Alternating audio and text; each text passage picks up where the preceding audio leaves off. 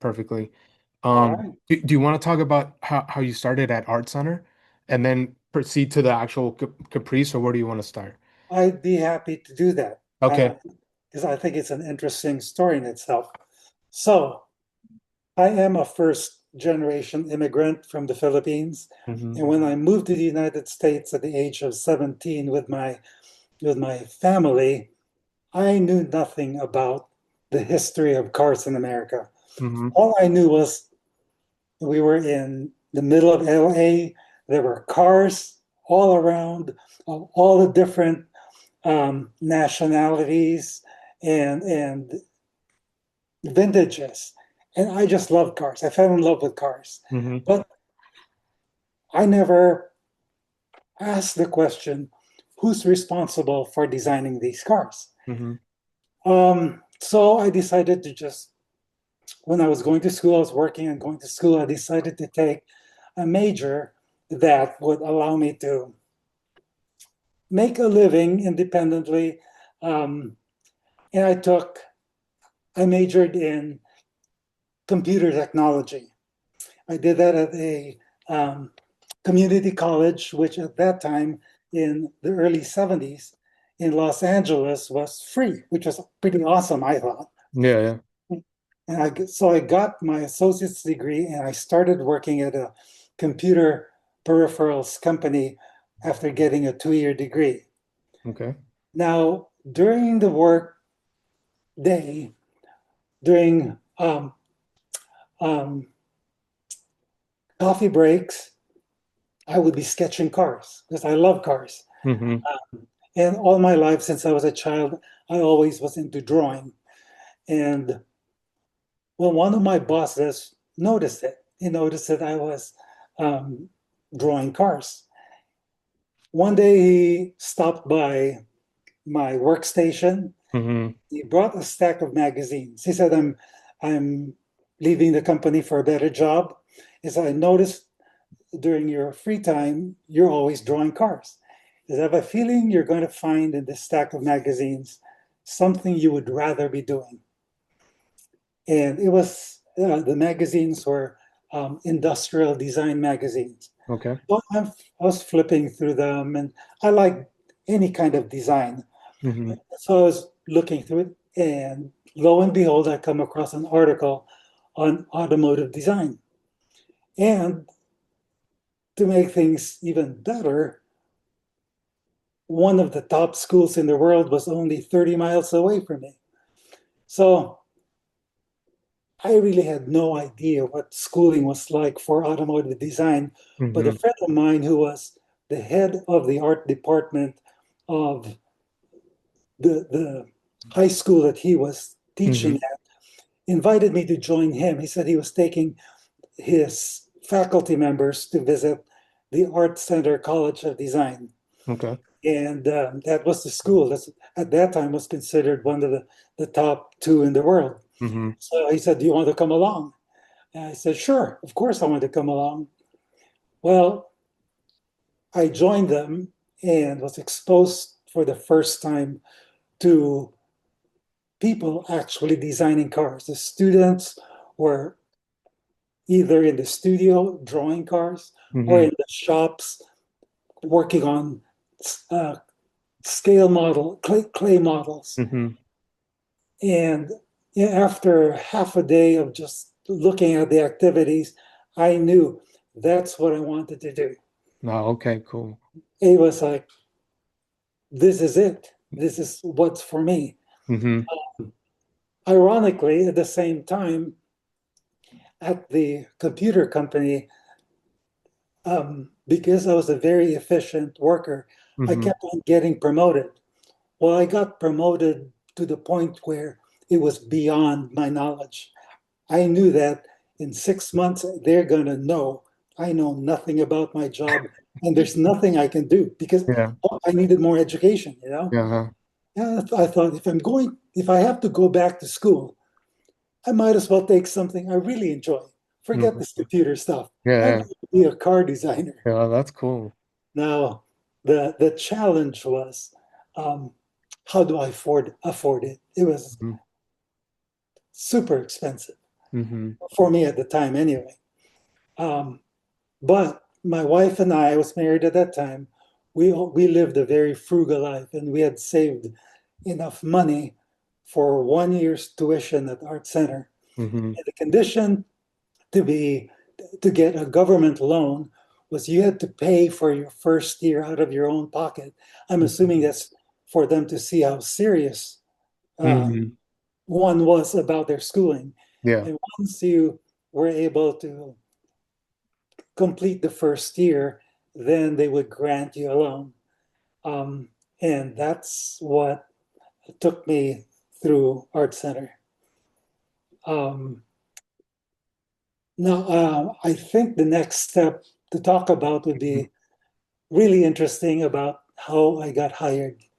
Mm-hmm. Uh, Because the it's very difficult to I mean a lot of students are competing to go into the automotive industry, right? From Art Center, like Yes. their final projects and all that, and just to have a car move up to development. Okay. So let me step backwards Hmm. because you bring up a very interesting point. Hmm.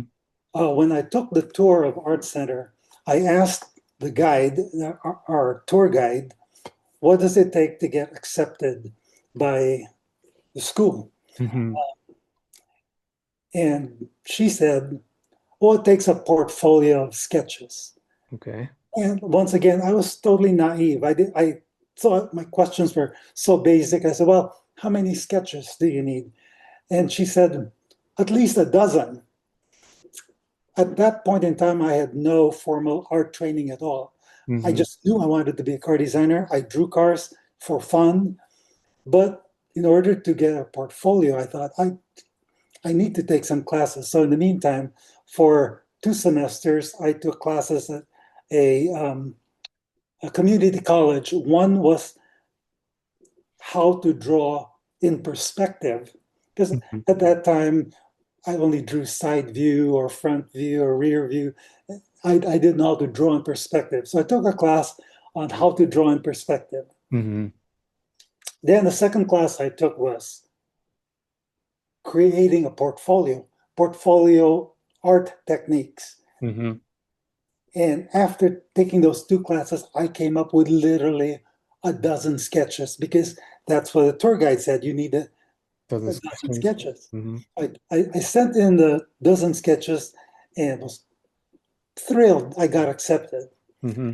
Now, during the first day of school, during one of the breaks, getting to know each other, the classmates start talking. There were only 6 of us that were Okay. accepted Hmm. um, in the first class. So we were talking about different things about our interest in cars and how we came about to come to Art Center. And they're Hmm. talking about their portfolios.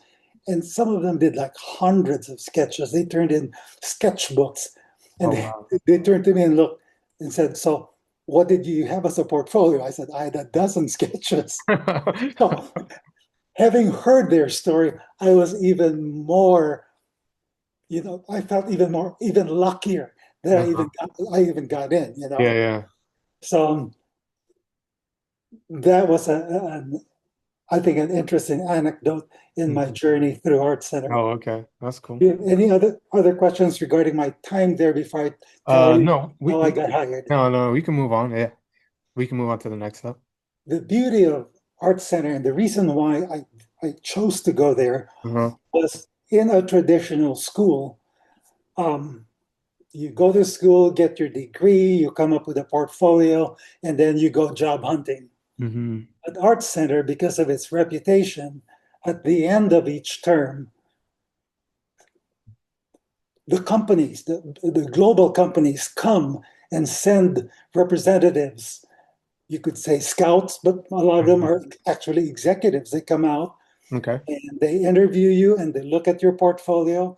And if you're lucky, you get a job offer. So, um, growing up in Southern California, I have to admit, I became biased towards the import car, especially growing up in Los Angeles. Hmm. And the friends I grew up with, they started out driving all the muscle cars, which teenagers normally drive, the Trans Ams, Camaro Z28s, different Hemi cars, Hmm. Mustang Boss 302s. But as they progressed in life, as they went into college and beyond, they started buying Mercedes, Porsches, and all that. And as being part of that culture, you get affected and influenced by the people you hang around with. Okay. And so, but at the same time, I started going to car races, and I like road races. And I used to go to the 6 hours of Riverside, and during that era, early 70s, the dominant mark was Porsche. Hmm. So in my mind, that's the company I wanted to be with. In my whole portfolio, as I was developing it through school, I had in mind was something that I thought would um, help me get a job at Porsche. Okay. So, so now comes the time for interviews before graduation, and that's 2 weeks before graduation. People start coming out from the companies to interview people for jobs. Okay. Well, the year I graduated, which was the end of 1980, was during one of the recessions, and there were almost no jobs. I think only, uh, from what I remember, three companies sent out people to interview with. Okay. One was General Motors, one was Volkswagen of America. Hmm. I think the third was um, the International Chrysler Group. They call it. It was a combination of uh, Peugeot, Citroën. It was not Chrysler yet. It was Peugeot, Citroën. There was a French group that came out. Hmm. Um, I don't know if I even interviewed for the job with the French. I did interview for the job with Volkswagen, Hmm. and I went on with an interview with General Motors. Okay. Now, I had no intent whatsoever of joining General Motors, but I thought it would make for good practice to go to an interview. So here I am. I'm sitting at a table, across the table from the General Motors representative. Okay. I had no idea who he was. He introduced himself, distinguished looking gentleman, Hmm. and we talked a lot. Little did I know, and even if I'm sure he told me his name, but because I was a relatively new guy in the United States, I didn't know who the who's who were in the automotive industry. It was Chuck Jordan that was interviewing me. Wow. And he was not the vice president yet, but Uh-huh. he was definitely in line. I found out later on he was in line to be a vice president. Uh-huh. So we're talking, casually talking, and he's looking at my work, and amongst my work were um, photographs, because I like photography was my main and is my main hobby outside Hmm. of work. And among the cars I photographed around Beverly Hills, because I lived on the outskirts of Beverly Hills, Hmm. were Ferraris, and their Ferraris around Beverly Hills, And he asked me, "Well, do you like Ferraris?" And I said, "Well, what designer doesn't like Ferraris?" Hmm. And he lifted his collar, hidden underneath his collar was a gold Ferrari prancing horse. He said, "I really like Ferraris." He No, says, okay.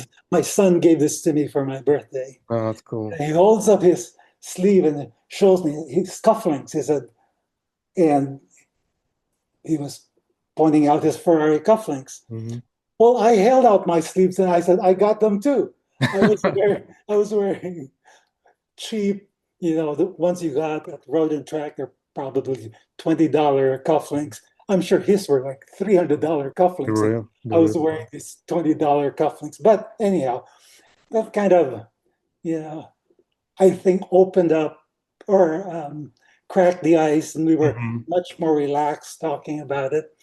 And after the interview, he said, after looking through my portfolio, he said, I noticed that your sketches are very different from the rest of your classmates. Mm-hmm. Probably because I was aiming them towards Porsche. Mm-hmm. He said, you're going to hear from us um, in a couple of weeks. Just our HR department will contact you. I didn't know if that was a job offer or not, but it sure sounded like one. Yeah. And so um, after a couple of weeks, I did get a call from HR. They did offer me a job. I still wanted to pursue a chance at the Porsche job. Mm-hmm. So I kind of came up with an excuse. I'm exhausted from going through school because at school I went straight through. I didn't take any breaks.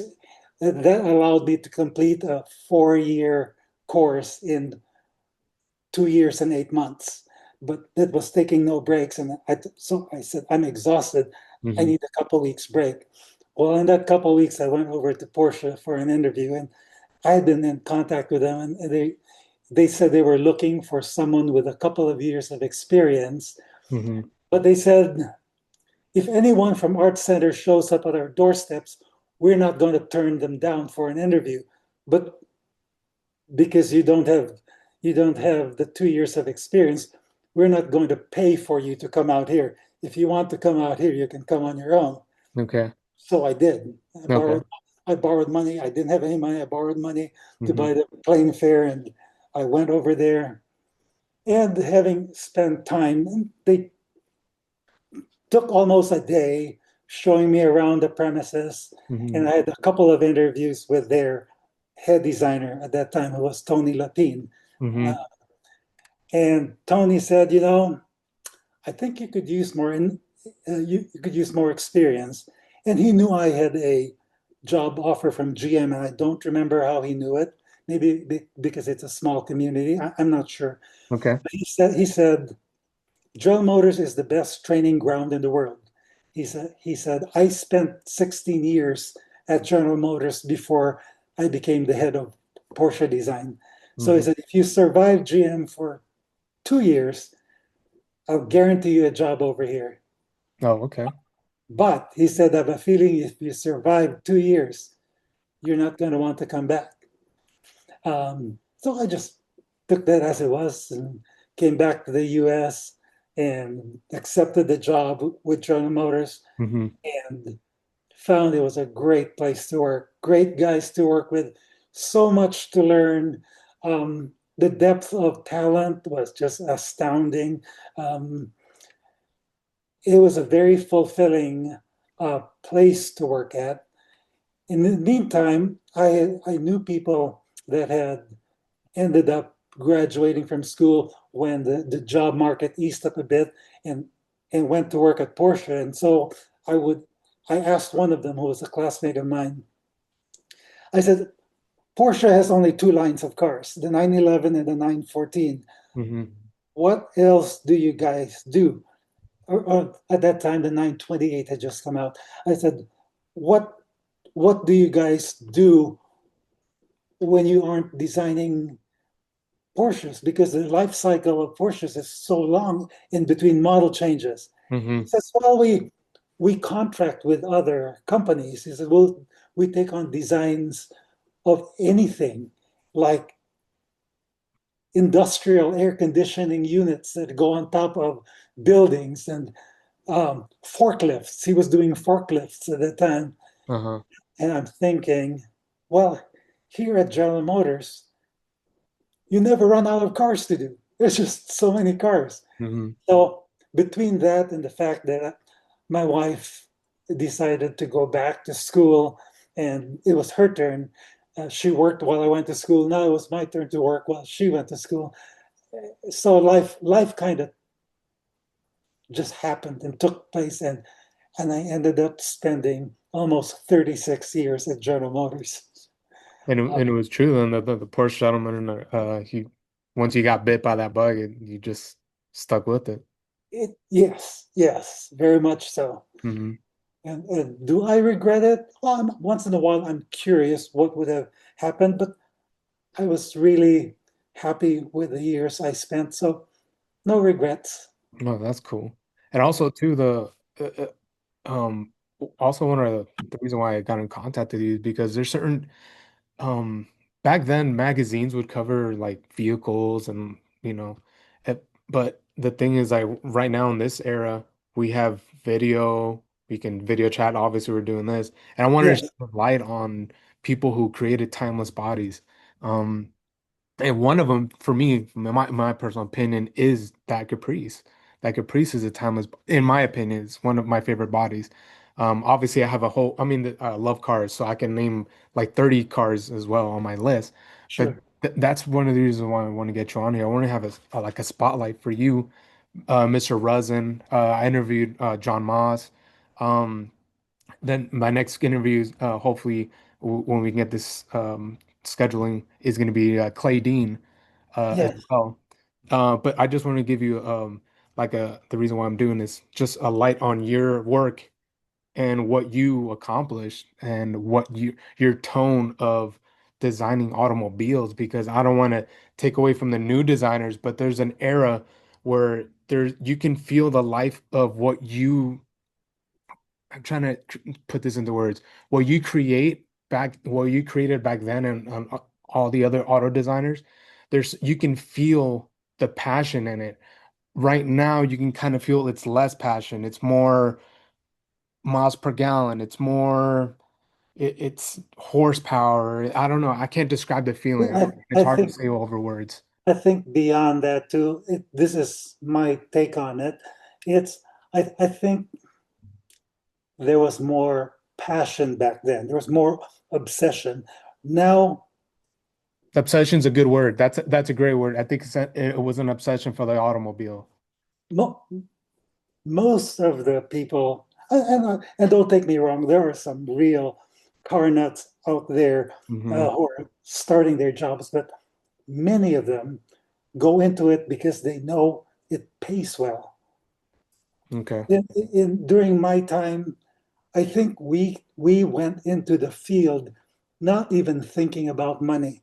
In fact, Chuck Jordan one day came into the studio, Hmm. and I'm not sure what prompted him to say it, but he kind of just spoke to the guys sitting at their workstations, me included. Hmm. He said, I bet if any of you were given a chance for us to execute one of your designs without meddling, without stepping in and altering the design, if you could have the design exactly the way you envisioned it, Hmm.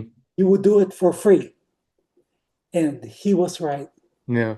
We would do it for free Hmm. because we were that passionate about um, automotive design and getting our ideas into production. Yeah.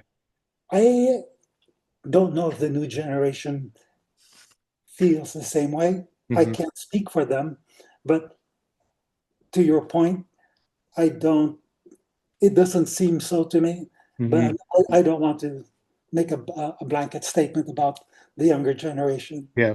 No, same here. I totally agree with what you're saying. But and like I said, I'm trying to give gentlemen like yourself a platform or something where we can shed light on your, I mean, amazing work that, like I said, magazines back then probably have a little transcript or whatever on a certain page, but as people can actually digest this visually, audio audio wise, and can replay it anytime, and hopefully it'll and people keep watching it, and we can share your stories of Well, that. I am honored to Hmm. be a part of your documentation. After all, it's my belief that all artists, all designers, um, there's an inner part of them that want to have their work live forever, or Hmm. they want, artists want to, they want a certain amount of immortality, and that's through their work, not Yep. necessarily physically, but through their work. Do their So, work. Yep. Mm-hmm. so I appreciate the opportunity to be uh, part of your endeavor. Oh, thank you, thank you, thank you. Can we move forward to how? Well, I was gonna say if we can talk about the design of the Caprice, but we can also talk about other cars that you helped develop too, like the Corvette. But you want to talk about how you came up with the sketch of the Caprice, the body style, or how you got the work, or I, Okay. mhm. Um, Dick Resin, I know, because he was in charge, he saw the big picture. And I think he remembers a lot of the details in the entirety and context of the program. Okay, Because I was a younger, newer designer, my recollection is not exactly like his. I think I probably remember the aspects that were relevant to my experience. okay, Being a new designer, I wasn't thinking about the context of the development of the program. I was just focused on um, the work I was doing and the creativity and getting my ideas um, visible hmm and with hopes of being accepted for production. hmm So, um, to lay the groundwork and the context, um, I joined Dick Resin's studio after I had 3 years of experience. I had 1 year in the advanced studios where you're pretty much getting acclimated to the working dynamics of a studio, hmm the teamwork, and um, how it and the processes and how it relates to the development of a car. You're just learning where your initial skill um, fits into it and what you need to learn to advance and grow within your career. hmm So that's the advanced studios. So my first experience in a production studio, I hmm was assigned to Pontiac One Studio. Okay. And at that time, they were developing uh, the X car, which is the Phoenix, Pontiac Phoenix. That was already in its last, they were wrapping it up. Okay. We were in the middle of the Pontiac 6000 series. I don't know if you remember, or you are I don't familiar. remember that. I don't remember that one off the top of my head. Probably before your time. Maybe you weren't born yet. I don't think so. I was born in 85. I don't think it, Okay. yeah. Definitely, this would have been 83 or Oh, well. okay. And then after that came the first generation of front wheel drive Grand Prix, which hmm you might be more familiar with. Yep. There's the two-door Grand Prix and the four-door Grand Prix. hmm So I was part of the team that worked on the first generation front wheel drive Grand Prix. Okay. And my contribution at that time was limited primarily, once again, to generating sketches. And I was doing full size airbrush renderings, hmm not really getting involved in anything beyond the two-dimensional phase. Okay. After 2 years, I got transferred to Dick Resin Studio. And on the first day, as part of his welcome ritual, he brought me into his studio and he said something to the effect that I know you enjoy doing artwork. And he said, the walls of the studio are fairly empty. And if you choose to, this whole studio can be your gallery. Well, I took that on. I thought, hey, any opportunity to showcase my work, what artist wouldn't want to do that? So Yeah. I hustled. I created a lot of artwork. I put sketches up on the wall, and at one time they rotate sketches, but there was hmm one specific time, all but one sketch on the walls were my sketches. So literally, it became my gallery based on what Dick Resin had offered for me. hmm Um, we were working at that time on the Lumina APV, the van, Yep, I remember that one. and also the Lumina cars. Okay. Those themes were already in the works. They were selected. Of course, I did some uh, proposed or fantasy variants of what would it be, what would it look like if I did a variation uh, of the car or the van, Hmm. just to create artwork. I would do a variant of what was already being developed. Um, well, one day we got the word that the assembly plant in Texas, where the Caprice was being, one of the factories where it was being built Hmm. was slated to be turned into a truck plant, because that's when the sales of trucks started to grow and eventually exploded, which is Hmm. what the market is today, primarily Yep. trucks and SUVs. Hmm. Um, but they had delayed the start of the conversion of the plant, and they decided they could do one more cycle of Caprice. So um, our studio was tasked with developing or proposing what the next Caprice, an updated Caprice, could look like. Hmm. And And just to give context too, the previous Caprice was the most very popular. It was the box Chevy. It was yes, they're yeah, that was very, a very very popular. popular car. And, My and, to, and to this day, it's still some people's favorite full-size car. Yep, correct. Hmm. And so um,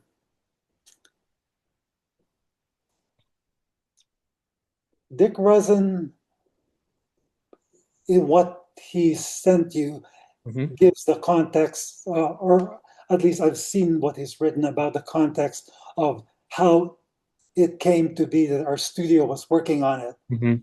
Now, because I remember mostly the parts that I was actively involved in, Hmm. he remembers a sketch that I did that where he said that our executive Dave Holz, Hmm. who was his boss, Okay. had selected to go into selected to be developed further towards production. Okay. The part I remember is Chuck Jordan used to come into the room at least every other day, if not once a day, and he Hmm. was aware of the program. And by that time, I'm guessing that Dave Holz had already told us that we were going to be working on the proposals for the Caprice. Well, Hmm. Chuck Jordan knew that we were so busy working on other programs. The studio was loaded with three, four, maybe even five other programs. So Chuck said, "Well, I don't want you guys to let this take over the rest of the work, because the rest of the work you're doing is, it's for production. It, you can't let up on it." So he said, "Just do a few sketches, nothing fancy, put them up on the wall. I'll come back in 3 days and I'll pick out which one gets uh, makes it which I'll select which one to be developed further." Hmm. The Dick Rosen remembers Dave Holz picking the sketch, Okay. and he may be correct, because I don't, like I said, I don't remember the whole context. Hmm. I do remember that all I put up was no more than half a dozen sketches. I do remember the one quick, rough, and usually it was rougher than most sketches that I do. And Hmm. I think I sent you that sketch. Yeah, and Uh, it has a date of 82, I believe. 85, Okay, 85, somewhere around there. Yeah, yeah. 85. And that's rougher than most sketches I do. I was just following Chuck Jordan's instruction of not doing anything fancy, just throw up rough sketches. Mm-hmm. And that's the sketch, I believe, that kicked it off. Mm-hmm. And once it was selected, I was asked to do a full-size tape drawing. First, you do a tape drawing over uh, an engineering package that has the occupant, the cabin portion is Mm-hmm. delineated, the seating, the instrument panel, all of those are on the package, Mm-hmm. engineering package. And there's usually an engine, drivetrain, suspension, and then that's what you tape over just as an outline to to see how you would style over the engineering package. So Mm-hmm. I did my full-size tape drawing. And at that point, it was good enough that I was told, okay, do a full-size rendering of the car, airbrush rendering, Mm-hmm. which is the second sketch I sent you, the big full-size airbrush Yeah. rendering. Um, and that was just to set a general theme. It didn't comprehend everything that was required for production. It was just a general theme to kick off before we started on a three-dimensional property, which was a clay model. Mm-hmm. Um, so throughout that development, one thing I appreciated so much, which Dick Resin offered me the opportunity, was being hands-on. Okay. In certain studios, it's not always the case, but there are certain bosses. They're the masters, so they're the only ones who can do the hands-on work. They're the only ones who can, or they take over pretty much. Mm-hmm. They'll take your idea, but they're the one that executes and interpret your ideas. Dick Resin made sure that I was involved in every single phase. Even once we got into three-dimensional work, Mm-hmm. um, he had me engage with the sculptors, with the engineers, and eventually even with marketing and the finance folks who funded the programs. Mm-hmm. But um, prior to that time, I had never um, participated in the three-dimensional portion. Mm-hmm. Well, I can't say that. I participated to the extent where I did mock-ups, where you do a mock-up grill or a headlight that you kind of stick on the, Mm-hmm. the main model that is going on in the studio, being developed in the studio. But in this case, he actually had me work with the sculptors, interact with them, give them directions. Mm-hmm.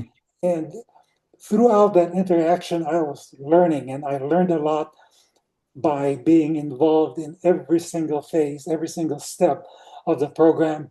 It Mm-hmm. also gave me the feeling of ownership over the design, which, you know, I learned later on. I took management classes. Uh, one of the thing that keeps workers engaged and dedicated to their job is the feeling of ownership. I learned that later on. Mm-hmm. That's what Dick was doing for me. That was what he was offering me, is that engagement and that feeling of ownership. And actually, from that point on, when I made it into management, I made sure that those who were working for me Mm-hmm. or under me, I never, I tried never to steal the ownership from them. I always tried to make sure that even through the process of giving them guidance and direction, I didn't touch the clay. I let them do it. I would say, I think it needs this, it needs that, or Mm-hmm. this line needs to be adjusted. Other bosses might have taken a tape line or a knife and then made the line on the car themselves, but I never did that. I Mm-hmm. let the people who work for me do everything so that it felt like everything was their creation. And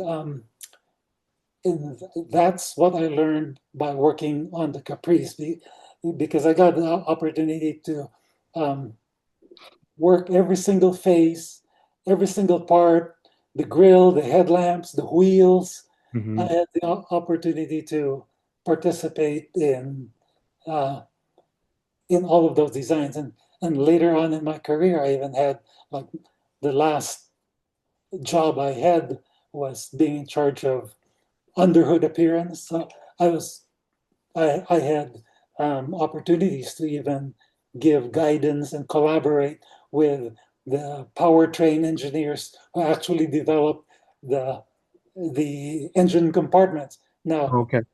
given a free hand, Hmm. it would be, as we would call it, uh, a nest of snakes because they don't have the sensitivity of laying out, and their processes are such that it's not a priority.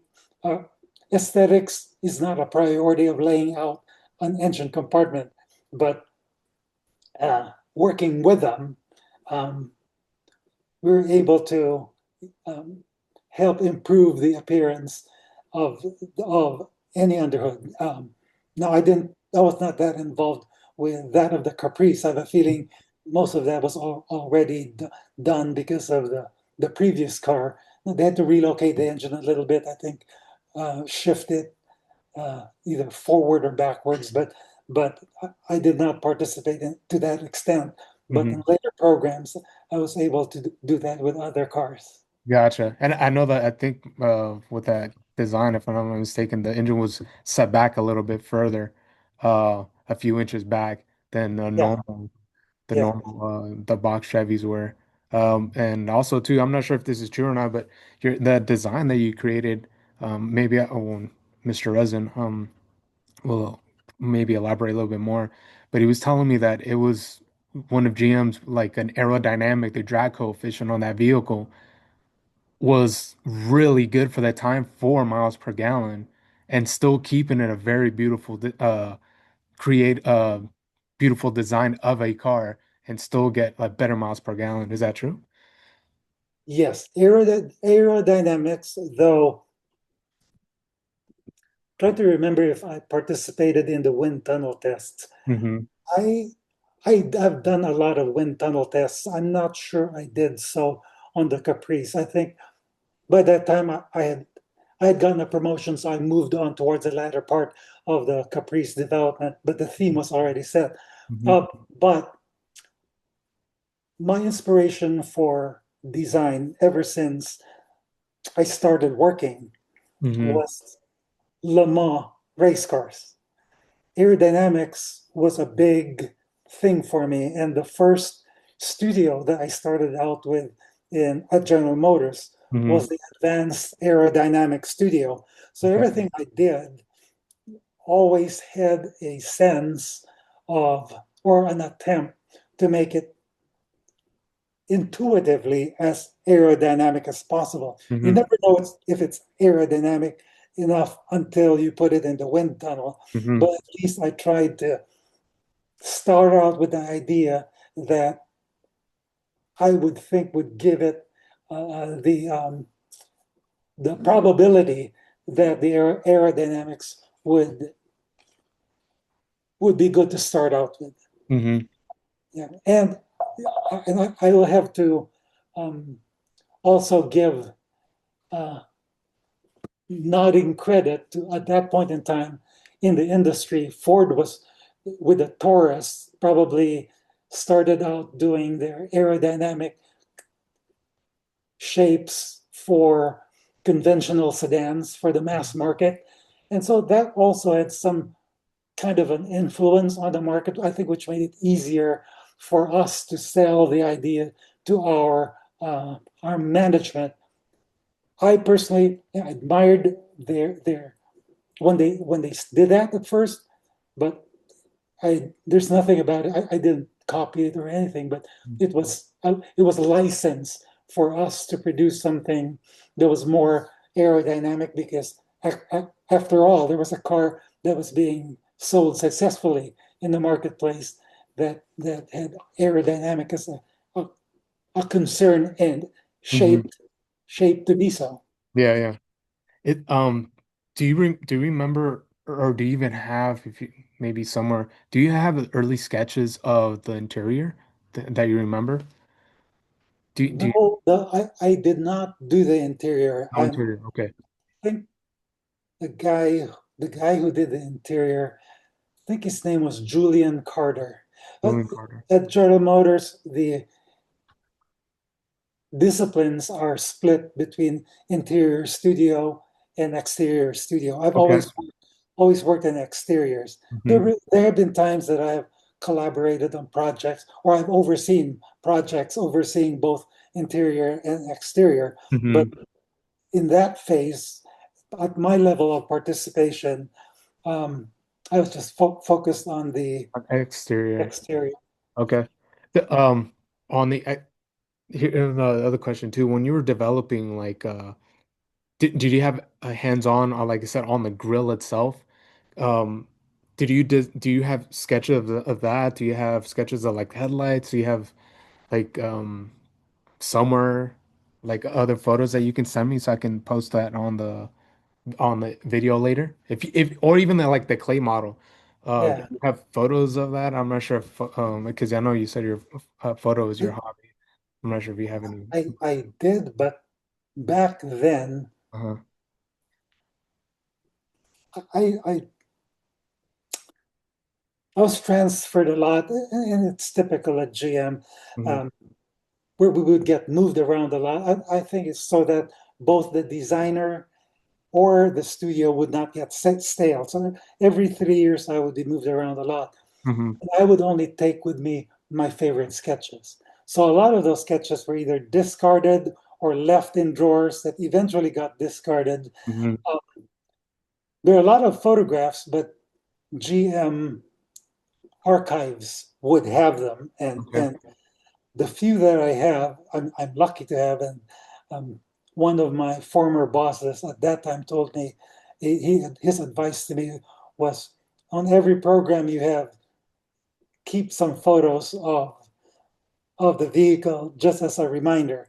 Hmm. Years later on, designers could no longer even do that because they were all considered GM confidential and no one was allowed to take home any samples of their work.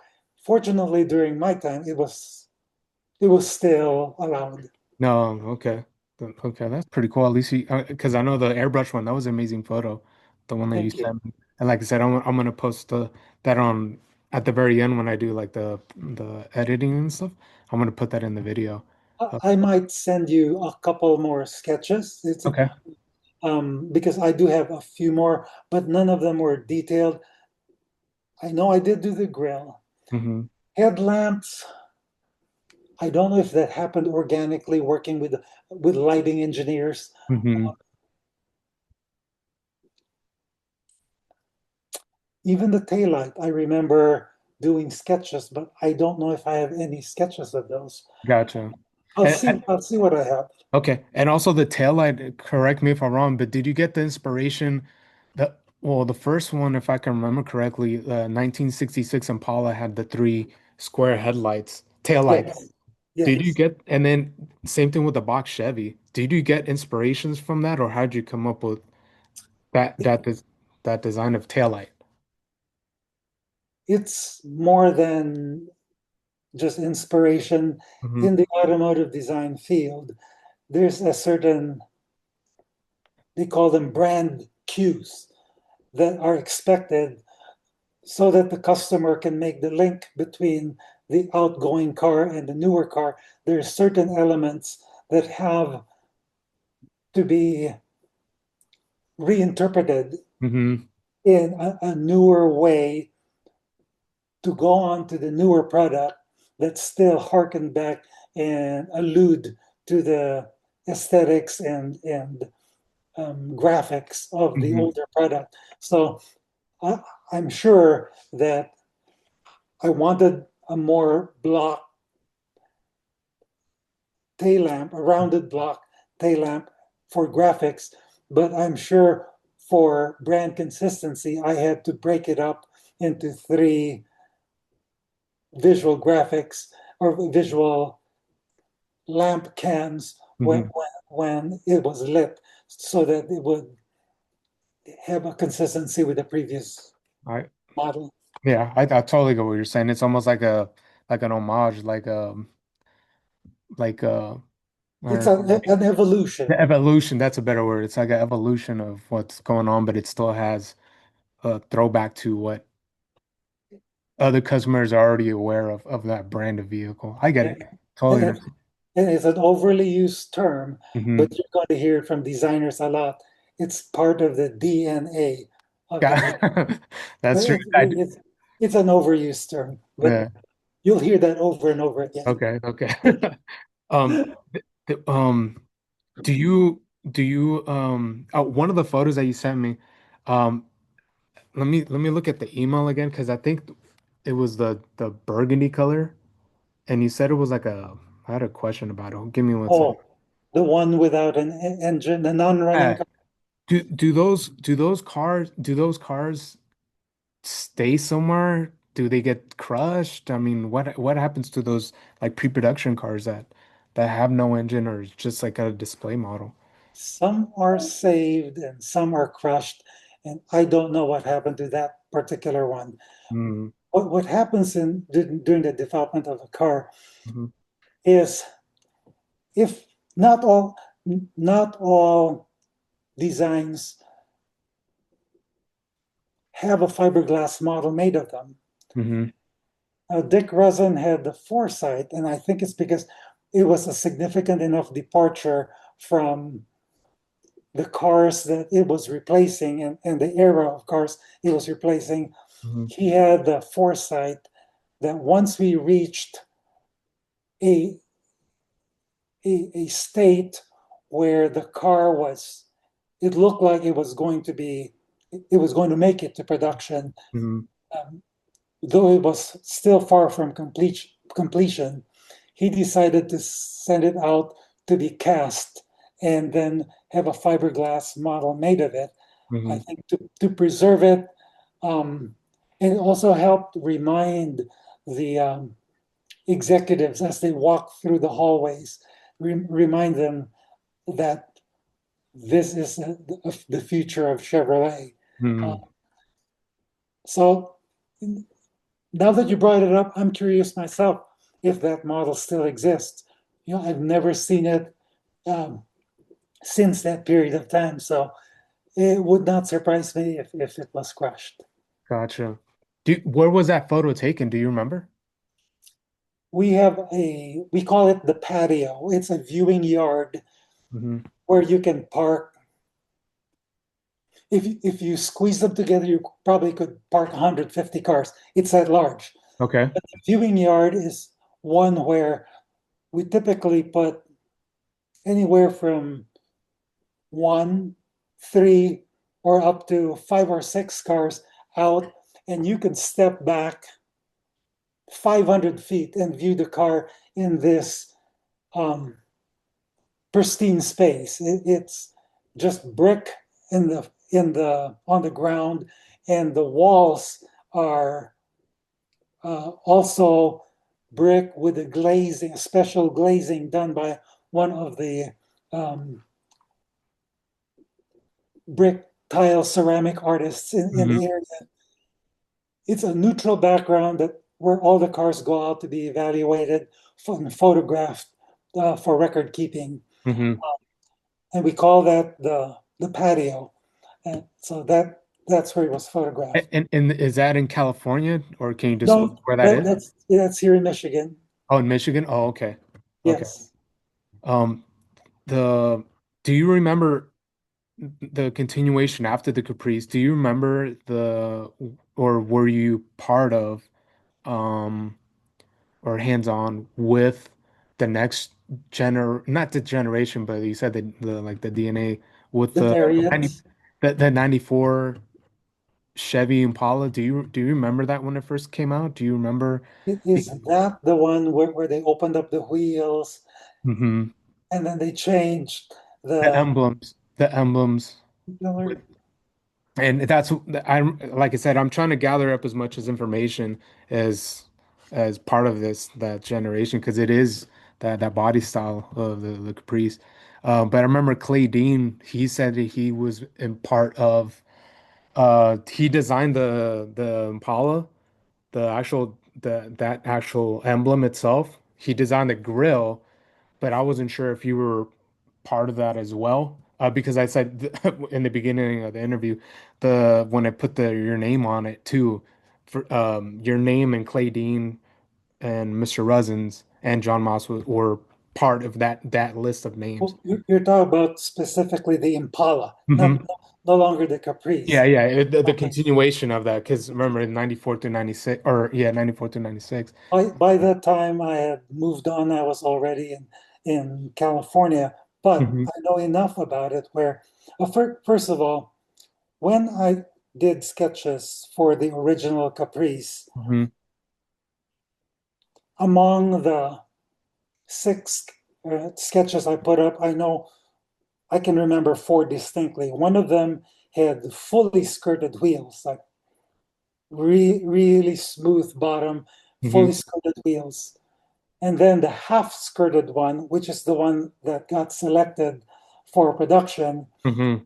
a version with a completely open rear wheel, and then a version instead of having the tapered off sail panel, it Hmm. had the, what they call it, the dog leg, like the BMW Hofmeister kink. Hmm. So I had those, I remember those four variants that I put up on the wall Hmm. just to show, options. Hmm. And the one that got selected was the one with a half skirted, partially skirted wheel. Now, on the 94 that you're talking about, um, and the Impala, that was moved on to the next studio, Chevrolet 3. By that Yeah. time, Dick Rosen was gone. He was already running Cadillac. I was out in California by that time, Okay. and in that in Chevy 3, that's where Clay Dean was. I think he was a fairly new hire at that time. Hmm. And if he said he did the grill, then I would not dispute that because he was in Chevy 3 and Okay. the Impala was done in Chevy 3. Hmm. Um, and so the logo and the Hmm. grill could very well. Yeah. Yeah, I'm just trying Awesome. the reason why I was asking you too is because I'm just trying to gather up like it's like a like a picture of everyone and trying to give everyone their, like I said, their light to to Credit. their, yeah, there you go, their credit to each portion of each car, so at least I Yes. know, have an idea to give people like that actual picture of everything, of how everything came together. But yeah, okay, I'll ask Clay, and like I said, I'll ask him to see if he can remember is anyone else part of that team, um, and from that project. Uh, Yes. and that's pretty much um, what I was gonna ask you too. Um, Also, too, can we talk about other cars that you made? Because I didn't know you made the concept, the Corvette, the Stingray 2. I'm sorry, the Stingray 3, the 92. Can you talk about that a little bit on the Stingray 3 and how that came into development? And also, too, when I was a kid, I used to collect Coke cans, or Yes. aluminum cans, and I used to gather up all my money. And I don't know where this model is anymore, but I had this one, so I don't know you did this, Oh, but back yes, then yes.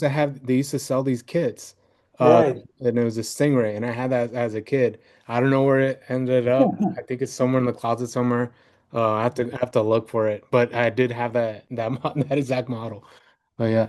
One of the most enjoyable projects I've been on. So I was telling you that uh, Chuck Jordan had asked me to go to California, Hmm. and I accepted the job.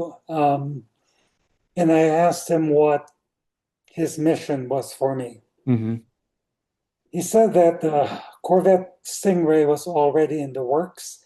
He had selected a theme done by, there's a team of highly um, talented designers, some of the best that GM had over there. But he said for some reason, it was not looking right. He said, they've got the design. I bought up on the design based on the sketches, Hmm. but it's not looking right in the clay. Mm-hmm. And so he said, I want you to take your skills of refinement and see what you can do with it. He said, I'm going to be out there in 2 weeks, and I'd like to see um, how far you get with it. And so I went out and I assessed where they were at. Mm-hmm. I saw what Chuck liked about the theme. I had to talk to a couple of um, guys who had seen, guys back in Detroit who had seen photographs of the car, which I hadn't seen at that time. And I asked them what they thought of it. Mm-hmm. And they thought it was a little, it felt a little bloated. So when I got to the studio, I had a review with a team who worked on it, and I knew most of them except the lead designer, who Mm-hmm. had a reputation of being one of our most talented guys. He went straight to California after he graduated from school, so I never met him Mm-hmm. back in Michigan. Well, I knew him being the main designer, he felt that feeling of ownership I was talking about earlier. And I was very cognizant of it, and I could see him and his teammates were worried that I might step in and take over and just push them out of the way, which Mm-hmm. I had no intention of doing at all. So I made my assessment. I noted what I thought was um, what was needed, and I asked them to show me the engineering drawing for the car Mm-hmm. and their design over the drawing, and none existed. So I said, well, for me to assess this properly, I'd like you to do a drawing and put it over the package, and I will assess it, and let me take a look at it, and we'll have a review. So in a couple of days, they had it done, and I took a look at it. I said, the design has a lot of fat in it. There's a lot of room to lean this thing down. And my instruction was take 3 inches off of the top surface of this whole car. And I said, you do it. I won't do it. You take it off the way you think it needs to be taken off, but it needs 3 inches off. And I could see the consternation on their face. I could see that they were concerned that it would change too much. I said, look, just do it, and when you're done, we'll review it. And if there's anything about it you're unhappy about, we'll discuss it and we'll negotiate. Mm-hmm. And they did. They took 3 inches off of the top Mm-hmm. of the model, and it looked so much better. Even they liked it. Mm-hmm. I think they were just too close to the project. I was coming in cold, so I could see it for what it was. And in no way did we really alter the theme. We just leaned it out Mm-hmm. so that it looked more sporty, more athletic, and it didn't have what my peers who had seen photos back in Detroit, Mm-hmm. their comment about it looking bloated. I felt like they were right about it. And when they when the team made the change, everybody liked it. I had them refine it and get it into presentation shape. Mm-hmm. And Chuck Jordan came 2 weeks later and he approved of it. He was pleased with the change. Little did I know, my boss, the director of the studio, Mm-hmm. John Chinella, he's famous in the Pontiac world. Um, Little did I know that that was a test for me. He had told Chuck that um, it was supposed to be a uh, 6 month to 3 year assignment. And Mm-hmm. depending on how I did on the test, the assignment would be either 6 months or 3 years. And I didn't know that. Oh, okay. I did not know that. But after I passed the test, John Chanel informed, okay, Chuck is happy with what has been accomplished. He said, you are um, asked, you're invited, whatever, to stay here for 3 years if you choose. And with my family all being in California and the atmosphere of the creativity I sensed and the much more personal team atmosphere, I gladly accepted the assignment and stayed there for the duration. Um, but I was actually called back um, 8 months early. I didn't get to stay the entire 3 years because they wanted me back in the Cadillac production studio. Oh, So okay. it was one of my good friends during Pontiac days was in charge of the Cadillac studio, and he wanted me back there to be his assistant. Oh, okay. That's cool. But I really enjoyed the work on the California um, assignment. Hmm. Stingray 3, I consider to be one of the high points and enjoyable, fulfilling projects in my career. Hmm. And I'm proud of the work that was done. And, that's, I think it stands the test of time. It truly does. The last known whereabouts that I know about the car, I'm not sure if it's still up to date, but it was actually I believe GM's Heritage Center has that car, or the last known photo that I've seen. Yeah, they I'm not do. too yeah, I'm not too yeah, if they do, I'm trying to go actually see the Heritage collection. I got in contact with somebody, her name was Amber, I forgot her last name. But I got in contact with her. She says that they're doing some remodeling, um, and they're like moving cars around. And yeah, but that's one of the cars I want to definitely 100% want to go see in person. As soon as the GM Heritage Center opens up. And the Uh, cool thing was I got to drive it. oh Um, wow. when Chuck Jordan came out, because Chuck would come by to visit the studio a couple times a year. Uh-huh. So when he came out, it was a big deal. We had a presentation, we rented the facility, and the whole team was out there with Chuck, and the car was hidden somewhere behind the building. Hmm. I got to drive it out, drive it around one lap, and park it in front of him.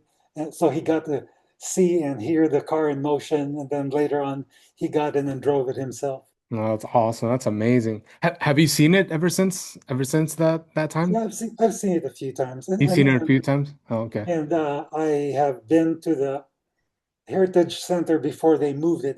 They moved it to a different location. Hmm. I saw it at the old location, which was a lot closer um, to where we are, like where I live and Hmm. where the GM um, Tech Center is at. They move it now. They moved about an hour away, so Okay. I haven't been to the new Heritage Center yet. Yeah, same here. And I can't wait to finally go. Was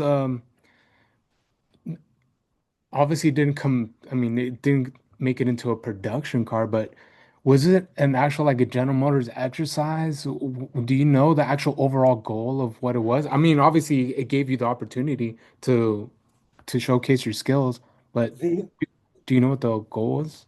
Yes, the mission for the California um, studio was never to build production cars because they really don't have the entire team, engineering team. They don't have what it takes to develop a production ready car. Hmm. What it's there to do is to create um, inspiration models. They keep on developing these new ideas Hmm. that not always adhere very strictly to the production requirements, but they get sent back to Detroit to generate, I guess, inspiration and hopefully some ideas that can be incorporated into upcoming programs. The not last, but the Camaro, I let's see, which generation would that have been? That is it the third generation? It would have The been the that from third. 93, 94? That is that what we're talking about? That generation? That with the Yes. yeah, the LT1. Elements of the production car Mm-hmm. came from a theme that was developed in California, one that did not have the same, um, didn't meet all the criteria that it would take to productionize a car, but Mm-hmm. what it provided was an aesthetic inspiration from which the production studio back here in Michigan drew elements out of and modified them to fit the production car. And a few of those, um, I guess that's happened over time. Mm-hmm. Um, some Cadillacs were developed over there that may have influenced or kicked off some Mm-hmm. Cadillac models over here, but they've never developed a production car per se. It's Mm-hmm. just to generate fresh ideas. Um, and Chuck used to say, maybe it's less so these days, but Chuck used to say, California is the trendsetter. And back then, even more so when it came to the automotive field. Mm-hmm. Uh, so, based on our observations, he wanted us to develop designs and propose designs that reflected where we felt that the future based on the California market was going.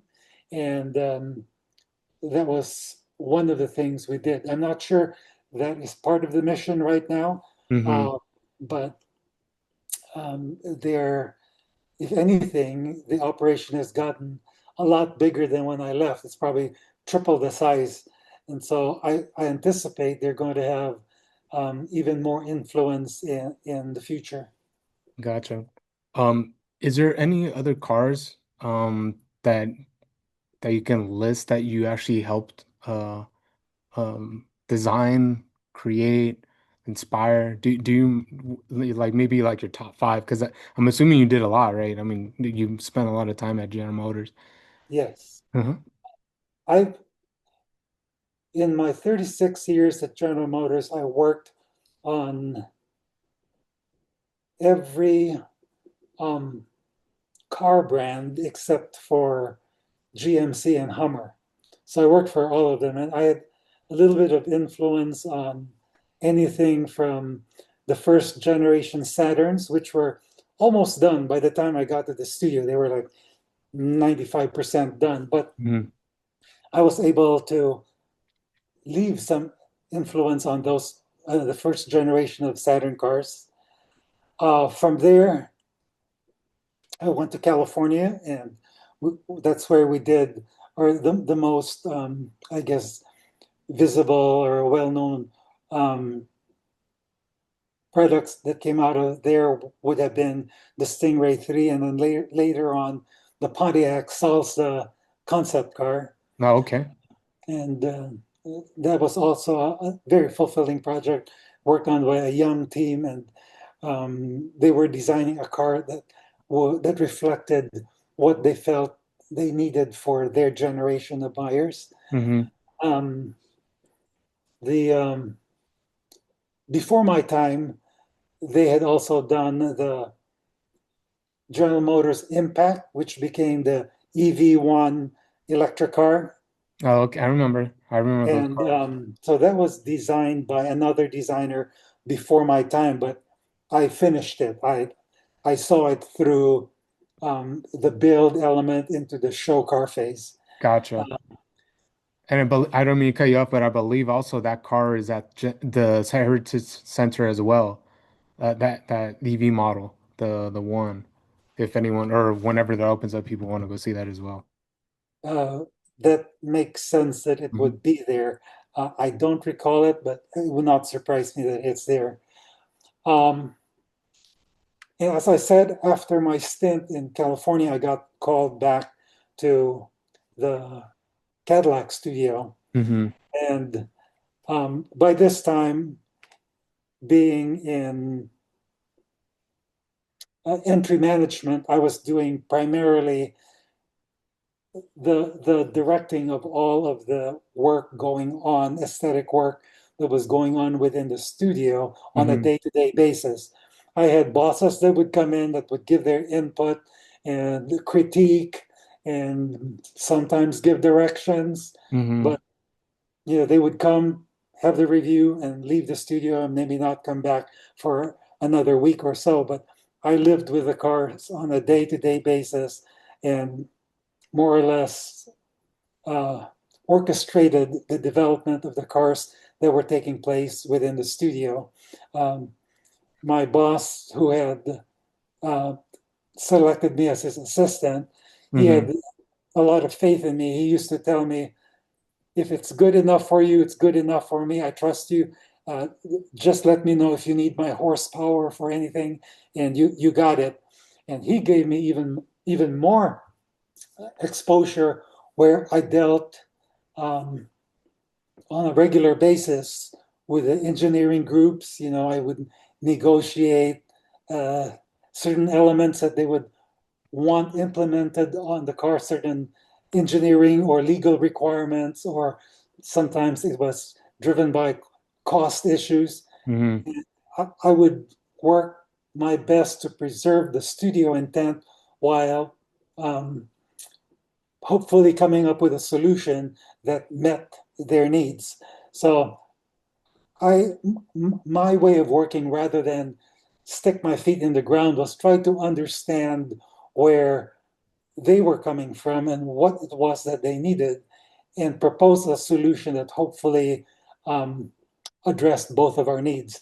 And by doing that, actually, many of them became allies of mine, either during those assignments or even years down the road, whenever I would encounter them in future assignments, Mm-hmm. when we would come to some when our departments would come to some loggerhead and there would be strain, I could always talk it out with 95% of them, and we Mm-hmm. would come up with a mutually agreed upon solution.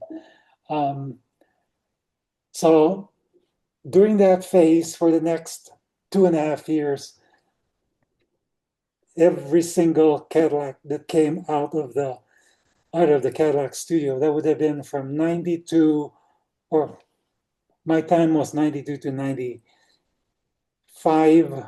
So Mm-hmm. the production cars would have been 96 to maybe 99, 2000. The Cadillacs of the 96 to 2000 period. Mm-hmm. Um, I had a part in developing them. I went to all the wind tunnel tests and, you know, dealing with aerodynamics when aerodynamics dictated a portion of the shape to change to optimize the aerodynamics. Mm-hmm. My job was to once again address the engineering hard points while minimally sacrificing the aesthetics of the theme of the car. Mm-hmm. And sometimes they were easy tasks, like I worked on the Cadillac XLR, the two-seater. Mm-hmm. One of the assignments was to optimize the aerodynamics of the outside rear view mirrors. That has an impact on aerodynamics. Okay. And the engineers told me what their target was. And when we first ran it, and that was, as you know, built on the same platform, it shared the platform with the Corvette. Mm-hmm. And the original theme for the mirrors of the Cadillac were twice the number, in other words, 2 times worse than the outside rear view mirrors of the Corvette. So we discussed where we thought, based on the different tests they do in the wind tunnel, uh, what parts of the mirror need to be adjusted to optimize the shape of it. Mm-hmm. And I have sculptors usually during those tests. I would meet with the engineers and I would have sculptors there give them direction, and they would hand sculpt the mirrors. Then we'd run the test again. Well, after just one modification, we hit the numbers of the Corvette. And I told them, what's next? They said, we're done. We've met our target. I said, we can beat that. They said, no, that was our target. We met it. So that was an exception where we were able to hit a target with just one test. No, A that's lot of cool. times it takes, I don't know, tens of, not exactly 100, but let's say 50 tests, Yeah, yeah. 50 to 80 tests until we meet certain aerodynamic targets. Um, but I brought up the XLR. Hmm. That theme was originally the Evoque. I don't know if you remember the Cadillac Evoque concept car. I don't remember. Oh, wait, hold on. I kind of remember something in my head. I think so. I believe so, It's yeah. all very angular, very Hmm. sheer. That was the era when our vice president at the time, he was Wayne Cherry. He and the general manager of Cadillac had decided to tackle the aspect of evolving Cadillac design. Everyone had been recognizing in the years prior that the old or the Cadillac buyer, the typical Cadillac buyer, was aging out. Hmm. And it was known as the Cadillac was their last car. Cadillac buyers were on the average Hmm. 70 years old. Wow. And so it was recognized at some point, and the question was when? When do we take the risk of leaving those buyers behind and coming up with a new look for Cadillac? Hmm. And the question is, what is that new look going to be? Um, well, between our vice president, Wayne Cherry, and the general manager or vehicle, uh, VLE, vehicle line executive Hmm. at that time, um, they decided what was the best Cadillac or the most popular, best known Cadillac at that time, and that Hmm. would be the '59 big finned um, The the Eldorado. the Eldorado. Yeah, I believe that is the Eldorado with the big fins. Hmm. And why did it look that way? Because it was influenced by the times when a lot of the vehicle manufacturers at the time were trying to emulate the look of aerospace design. Those Hmm. big fins, um, alluded to aerospace. So the question is, if we're going to remake Cadillac image, shouldn't it be also inspired by aerospace of today? Hmm. And they they both agreed that the aerospace look of today were the stealth fighters. And that's what generated the new direction for Cadillac, where it was highly planar, very sheer, very edgy, um, which was already there were all hints of it starting to happen, you know, during the Dick Grayson era, where cars were becoming a little more international looking. Hmm. Even the '92 Eldorado and the Seville of that time, but they were getting much more contemporary, a Hmm. lot less uh, like the older Cadillacs. But Yeah. this next step was to make them much more aggressively um, stealthy in form likeness. Um, and And it's so still, and I don't mean to cut you off, and it still translates to today. A lot of the Cadillacs still follow suit from that era that you helped create with the edgy lines. A lot of them still hold weight. Like I was gonna put the picture of the Evoque, but I do remember this car, but I was gonna put this in post-production. But Yeah. yeah, even similar to this day, it still translate over, decades later.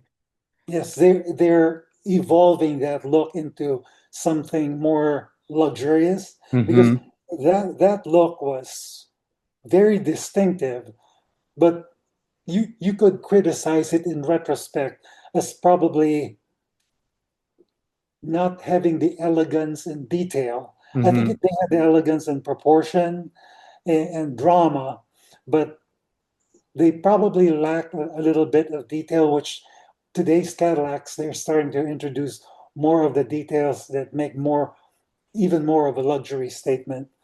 Um, but when we did that car with the Evoque, the mission was to turn the Evoque into a production um, vehicle, which Mm-hmm. was built off of the Corvette platform. And the reason why that opportunity um, existed or came about was because the Corvette plant was running 2 shifts a day, and there was a third shift where, based on, you know, they didn't have the market enough to run a third shift. So it was offered up to the rest of the corporation. I think Buick expressed an interest, Mm-hmm. and so did Cadillac, and Cadillac won out. And so the task was to take the look of the Evoque and modify it to fit on the Corvette platform, which was not that easy. And one would think both are two-seaters, so what should be too difficult? Well, Mm-hmm. it's a lot more difficult, and I lived that day to day, and it was a grueling task between the needs as seen by engineering, by marketing and design. Sometimes they were in sync, sometimes they were clashing. Mm-hmm. And, um, in spite of all that, or maybe because of all that, I learned so much more about the workings of the corporation and how how design fits in and how design can either lead or follow or sell sell to the other groups, how to execute it so that it meets the aesthetic theme that design is pushing. um, that's another one of those projects, just because it's based on how much I learned from it. I Mm-hmm. would consider to be one of the highlights. Looking back at, or maybe I'll give you a moment to see if you can think about this, but looking back, would you change any of the vehicles you worked on? Is it something you miss and be like, hey, I should have done this, I should have done that? Or were you pretty much satisfied the way it is and it was perfect the way it was? I Any would ven- you can speak with any yeah, any other cars. I would venture to say that every single designer, and I include myself, Hmm. is not happy with what came out and would change something Hmm. because we don't have 100% control. Now, Oh, okay, I get it. I get it. Hmm. yeah, if I could say, if only I could get the engineer to do this, I could have done that. Or if I could only get the finance people to spend a few more dollars on this part, I could have gotten that. So every single design I worked on, I would do differently I got you. if if I had no constraints. Gotcha. Yeah, yeah, that makes perfect sense. A lot of people would probably go, not a limited budget, but I'm assuming they would something had to change, whether it was powertrain, mirrors, crash constraint, right? You guys, Crash crash safety, constraints. you have all that stuff. I remember the GT40 on the Ford, it was what they say was like 40 inches off the ground or something like that. Yes, And that was yes, the last 40. vehicle that was not really constrained with the safety crashes. That's why that body style is very unique. Well, what I forget what.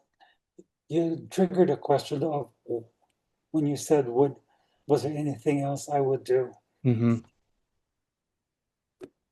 I was going to say something, but the thought escaped me. It may come back. We'll Okay, see. that's Yeah. okay.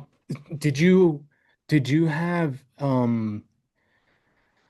speaking of like constraints or maneuvering through the corporate world, were you involved in anything in powertrain like engines, transmissions, selecting certain ones that go in specific vehicles? Were you part of any of that? No, that's purely both engineering and a little bit of marketing that decides that.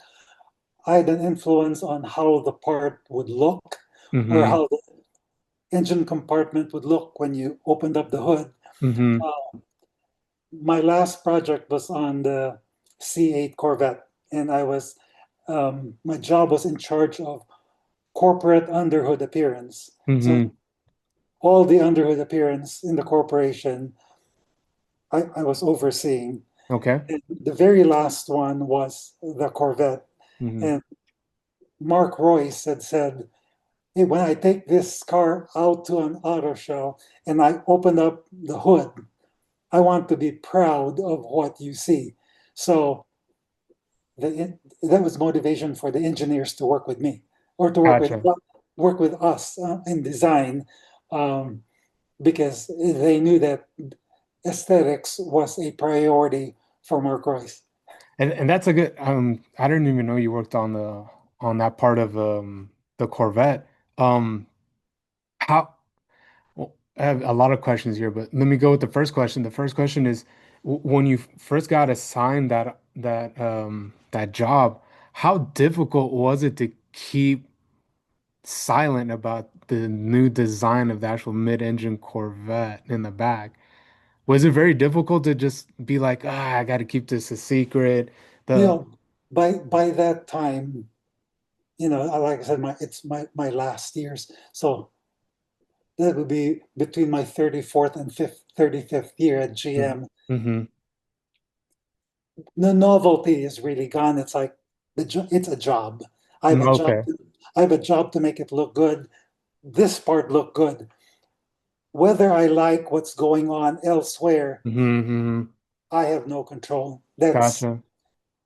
that's a different set of politics. Gotcha. Yeah, yeah. Let them deal with that, and I need to make sure that what I'm in charge of meets the expectation of the bosses. Gotcha. Do you um or I mean, you answered the question of keeping those old sketches, but did you sketch anything out? Did you go there in person? Do you guys do it in the computer through modeling through the computer? How do you guys actually accomplish that job? Are you talking about The C8, the C8. it? It's a combination. Um, both the car and the engine and all details. Mm-hmm. They start out with very rough, loose sketches.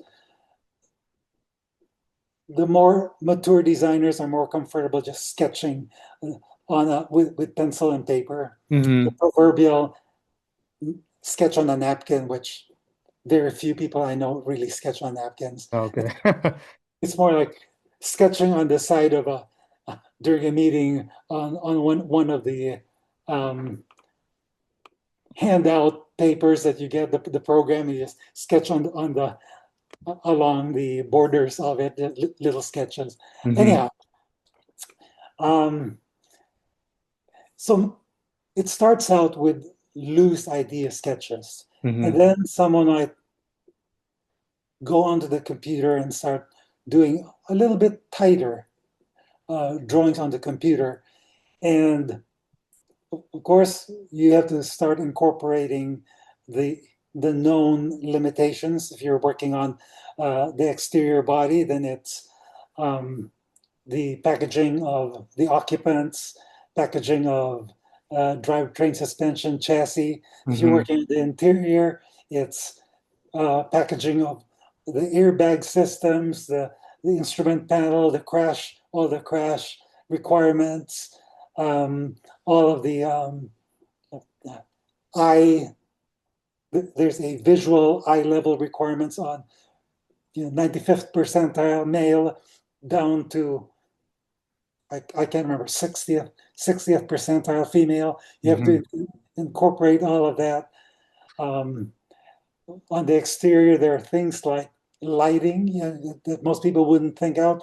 When any car sold in America, when you turn on the lights, it has to hit, if I remember correctly, there are Hmm. 16 points on a layout that you have to hit those 16 points with a certain amount of luminosity Hmm. uh, for that lamp to be legal. And so it's not just drawing a pretty picture and putting a light bulb. Oh, okay. Yeah. So sometimes even the fluting, the texture that you see on the outside of a lamp Uh-huh. is a function of directing the light a certain way. Or like one of the rules is the cars that are off to your sides, Hmm. like I'll throw out a number because I forget now the exact number, 35 degrees to either side Okay. should be able to see a blinker coming on a car. So it's very specific. Um, and so what was the original question about? The original question was how it came into development, how Yeah. the the, um, the project of what you were going with the C8. Right. Yeah. No, but And that then I like that. I'm a nerd for stuff like this. So the whatever you're saying, it tingles my mind. It's I know what you're saying yeah, about how which is insane to me because I know the moment you start modifying even certain lights or certain things, you start affecting everyone, and people hate it when you put certain HIDs or whatever, and you start modifying certain lights. yeah. People hate it, man, and they put from the factory, they put they put limitations and restrictions for that very reason, and I totally get that. And one of the facts out there, which no one is controlling, thank God, is all of the people who like to customize their car, lower the front, raise the rear, or whatever. That just screws up all the lighting. It does. Lighting no longer meets all the targets. It's no longer legal. That's But no. fortunately for the buyers out there, the government isn't that nitpicky about it. They don't have you have it test. They don't test your car every year for Yeah, that's even for better because like I don't think anyone would be driving no. with modified cars. Um, is I mean, we can wrap this up. Is there for like an auto for like a engineer for a designer, obviously, what would your advice be to the newer generation that's coming up that's actually seeing when watching this video? If you can take yourself back and give yourself advice, that should be even a better question. If you can take yourself back and give yourself advice, and you're part of you're just starting out going into the automotive industry, what would you say to yourself? I would say maintain as much as you can that passion for creativity and a passion for cars. But as quickly as you can, try to learn how the system works, what it is that um, potentially can get in the way of you getting your aesthetic vision executed. Because the sooner you understand those limitations, as you design a car, you can design it in such a way that the um, the negative effects on your original theme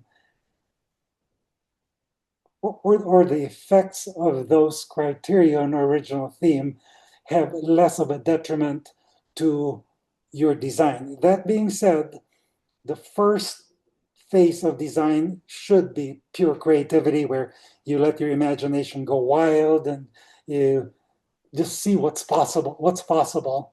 And hopefully it's something that's fresh and not repetitive, which is not that easy to do because, you know, we are influenced by everything out there. Where the media and the internet has made it such that you question how can someone come up with anything fresh with Hmm. all the options out there, and now with AI, Chat GPT, and all that, it's even more challenging. I wouldn't even I have a vague idea where to start, but I wouldn't presume to know that I would be able to navigate the modern processes. Um, but I think understanding the business as a whole Hmm. helps the designer. At some point in time, they got to mature. It's you got to get beyond just doing the fun, pretty stuff, the fun part. The fun doesn't have to go away, but one has to deal with reality. And I think the sooner sooner a designer learns what those elements of reality that eventually will impact your vision, the moment you learn what those things are, the less paralyzed you're going to be by these incoming um, these incoming factors that have a bearing and potentially uh, require you to deviate from your original idea. Oh, perfect. Perfect. I just want to thank you I mean, I really thank you very much for everything that you did in your career, your designs. Also for the interview. This is awesome. I love speaking with designers. I love speaking with people who worked on my favorite cars of all time. And this was awesome. This was amazing. And I still have interviews coming up with like I said, Mr. Resin, Clay Dean, and a Yeah. few others that are in the works. But yeah, thank you very much, So, Mr. Ben Salvador. so just curious, Uh-huh. you had messaged me that you're in Northern California. Where in Uh-huh. Northern California? I'm in Daly City, so Daly City, San Francisco area. Okay. Yeah. Yeah, just 3 weeks ago, I was in Santa Rosa. Uh-huh. Mm. Yeah, right now it's a beautiful time to be here. It is. It's not as hot, it's not cold. It's you go a little bit further out from the Bay Area, like a smidge, a few miles, and it's beautiful. It's I, a I, beautiful. I love that whole part of the state, the San Francisco and its surroundings, all the way up the coast. I have a friend who retired from GM and he built his house in Mendocino, and I've been Oh, okay. I've been to visit him, and it's out in nowhere, but beautiful, Yeah, it very is beautiful. beautiful. It's beautiful. When you come up here, next time you're up here or next time I go down to Southern California, we can have lunch, discuss in person and hang out for a little bit if you would like. Um, I'd be and happy to do that. Just yeah, let me know. yeah, and then we can go from there. And anytime you're up here too, we can hang out. And there's a good pizza spot here in Little Italy. It's really good. It's called Little Tony's Pizza. It's Uh-huh. really good. Trust me. But yeah, we can hang out and we can do something like that. But yeah, Very um, cool. Yeah. yeah,